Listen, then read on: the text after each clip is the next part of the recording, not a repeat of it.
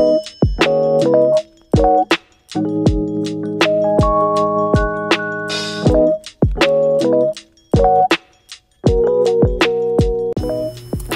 guys!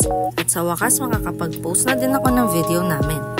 So nandito kami ngayon sa Tanay para mag-bonding with family. Syempre, hahanap lang kami ng ilog where we can stay for a night. And yes, dito na namin napagdesisyonan pumunta. Dito sa Daraitan. Kasi madami ditong mga private camp. Nakarating na nga pala kami sa parang drop-off point nila. Dito maraming parkingan, kaya lang nung pumunta kami dito, daming tao, sobra. Yan ang aking firstborn. Hi, Chichay!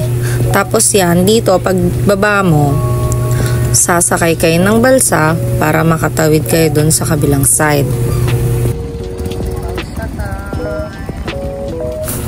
So, ayan, sasakay na kami ng balsa. Ay, ako nga pala. Tapos yan yung mga sisters ko.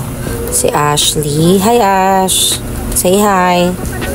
Tapos si Max, girlfriend ng brother ko. Ayun, papa ko. Ayun, si Tita Esther. Full family kami dito. So, panigurado, masaya to. As always, syempre, love namin ng adventure. Ayun na. Hi, Tita Esther. Tapos, parang maglalakad ka lang papunta dun sa may kubo kasi magbabayad ng balsa in nung tricycle ata. Hindi ko sure.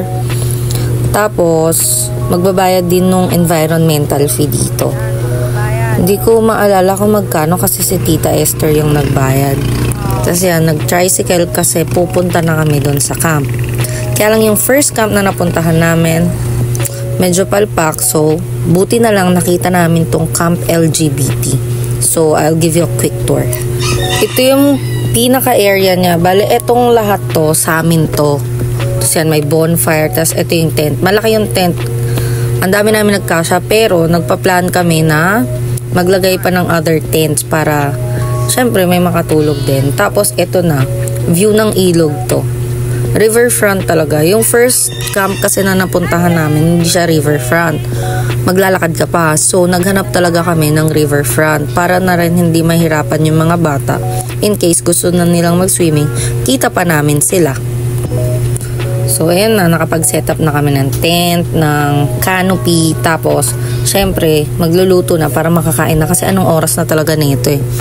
Tapos yan, ang food namin for today is adobong baboy and manok with rice, syempre.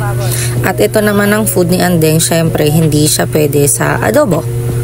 Okay, mag-swimming muna ang mga bata. Mag-hello, hi kayo. Hello, hi. Chay! Malalim ba dyan?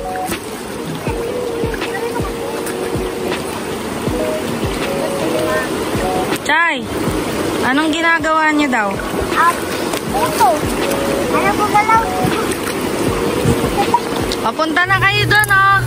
Saka yung balsa pala, nire-rent yan parang 60 to 80 pesos. Not sure kasi kapatid ko yung nag-rent niyan.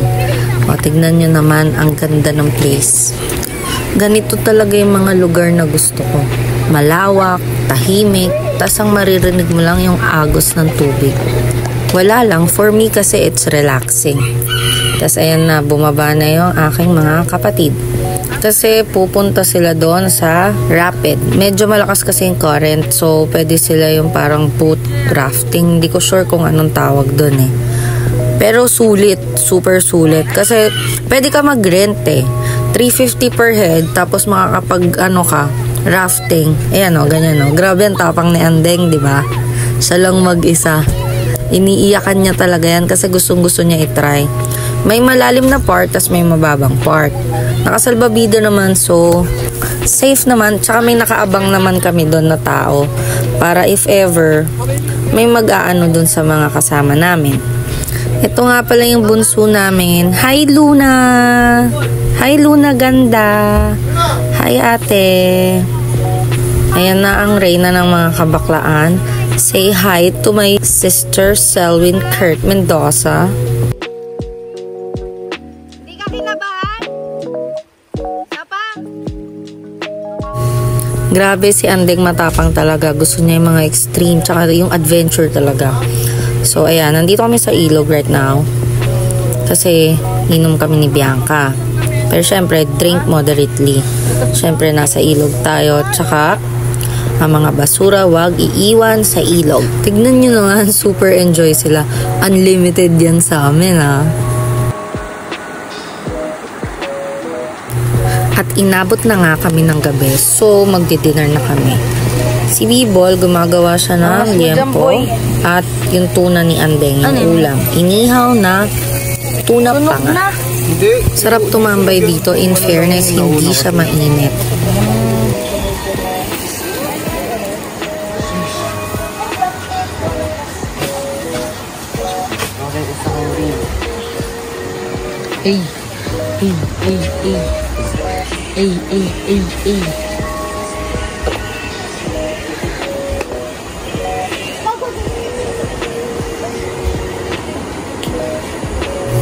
Kasama nga pala namin si Ian Timbol. Facebook niya yan kung gusto nyong hanapin.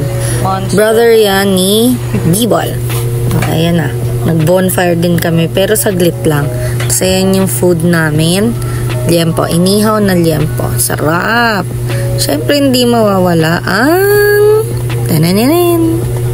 nilaga. Pero ilalagay pa lang yung pechay. So wag ka magmadali kasi hindi pa yan tapos.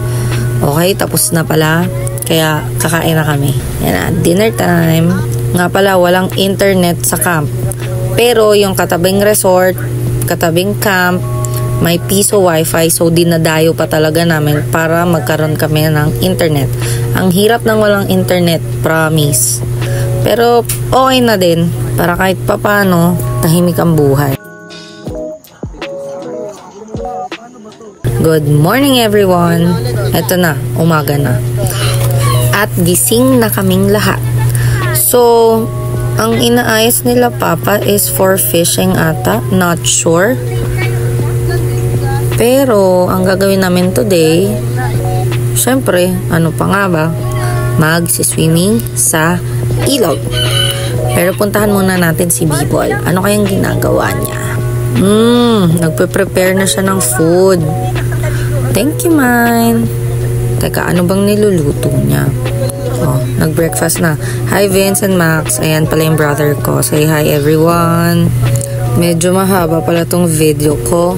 So, nahihirapan ako kung ano pa yung mga sasabihin ko. Ayan, pupunta na naman ako sa piso wifi kasi may i-check lang ako ng message. Sayang ang benta. Ayan, sa Camp Datari pala. Sa Camp Datari may piso wifi. Nung kasi sa Camp LGBT, walang piso wifi. So, dadayo pa kami. Pero sobrang lapit lang nito. Tapos, syempre, bibili lang tayong gamot. Camel. Joke. Marlboro Lights ang laman yan, syempre. Yan. Same price, ganun. Parang sa Manila lang. O, diba? Nag-ano na naman sila. Ano bang tawag dyan? Basta, masaya sila. Si Chichay, first time niyang itry kasi kahapon ayaw niyang itry. So ngayon, tinry niya kasama ang kanyang mga tito. Enjoy, guys!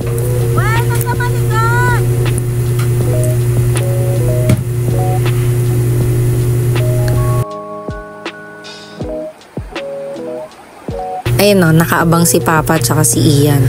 Kasi if ever, diba? Mababa lang naman, tas may malalim na part. Tas yan, si Andeng, si Ashley, and si Winwin. Magta-try ata sila nito eh. Puro nasa drafts ko kasi yung videos. So, sinipag ako, so nag-edit ako, tapos nag-voice over ako.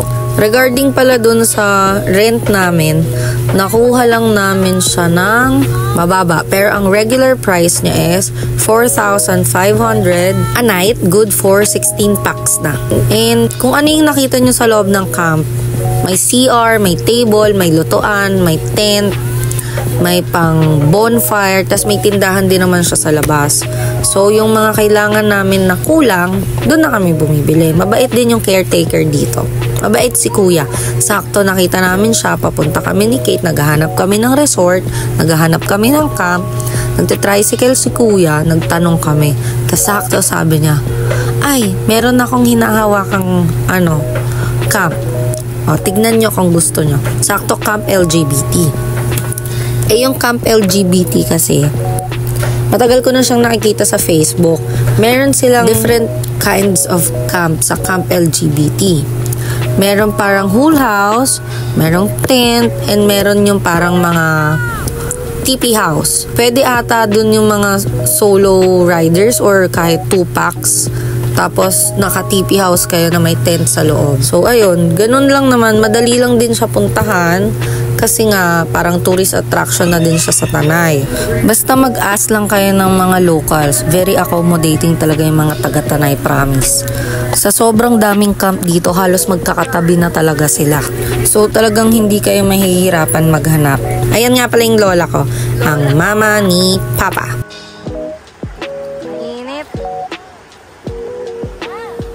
O, diba? Tatlo yung nirent na salvavida. Hi, Lola! Kala niya picture. Di niya alam video tong ginagawa ko. Hi, Lola! Nag-enjoy naman siya, diba? Kaya lang hindi kasi siya pwede dun sa malalim. And sa malakas na current, di siya pwede dun. So, dun lang siya. Tampi-tampisaw lang siya. Tapos, eto, may bata na pumasok sa camp namin. May binibenta siya. Lato. Alam nyo ba yung lato, guys? Lato para siyang seaweeds. Seaweeds yon.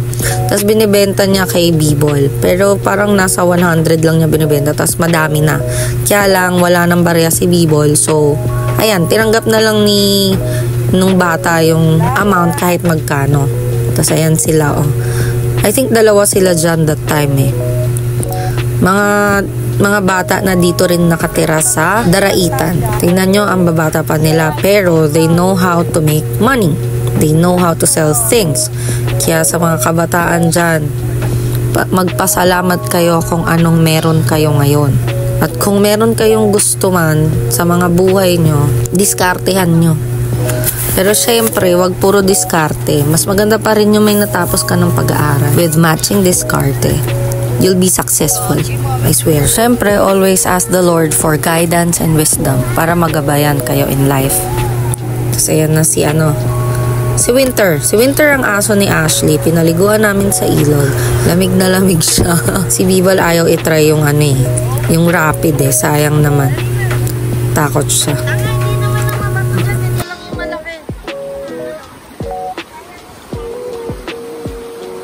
Ito ang aking mag-ama. Grabe, ang ganda ng sounds ng ilog talaga. Gustong-gusto ko talaga yan. Hindi ko alam kung bakit. Siyempre magla-lunch na kami bago kami umalis. Ang lunch namin for today ay laan nyo kung chicken yan. Whole chicken and adobong paa. Siyempre, puro adobo lang tayo ngayon. Masarap naman ng adobo. Favorite ko nga yan eh. O yan, nag-breakfast na sila. Ang aking ande ay kumakain na naman ng Nutella. So, parang nasa 1 p.m. to 2 p.m. na to. Kaya kailangan na namin mag-check out at umuwi. Ito yung daanan, papasok tsaka palabas na rin ng camp. Nandito na kami kung saan kami nagbayad nung environmental fee pala. Magbabalsa ulit kami pabalik. At nakakainis, itong Ian na to, naiwan pa yung marumihan niya dun sa camp. So, kailangan niyang bumalik. Kasi andun ang kanyang mga precious na damit.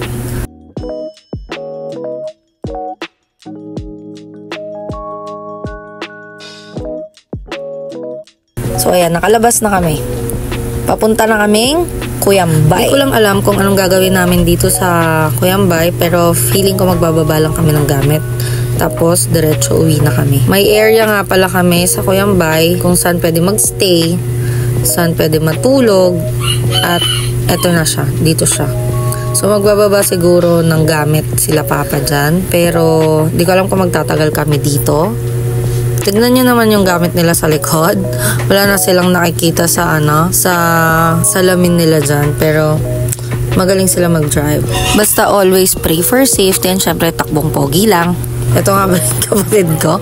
Muntika na siyang malunod at dinala-dala na siya ng ilog. At tuwan-tuwa pa siya. Ayun lang. Bye-bye. Thank you for watching.